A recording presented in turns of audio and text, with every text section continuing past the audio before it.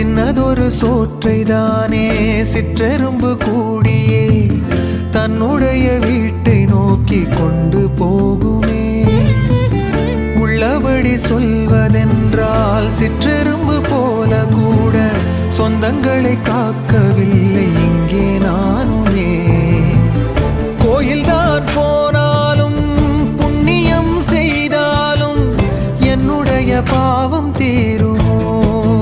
இந்த உலகில் இன்றுதான் என் முகத்தை பார்க்கிறேன்.